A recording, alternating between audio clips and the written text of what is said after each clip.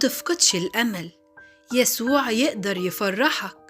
ما تخافش، هيفضل في ظهرك دايما وعمره ما هيسيبك في ألم ولا وجع ولا دموع وحدك. يسوع السند والظهر هيفرح قلبك ويحقق اللي بتتمناه، هيفرح قلبك. هو حاسس بيك، هيداوي كل جروحك ويشفي كل ألمك.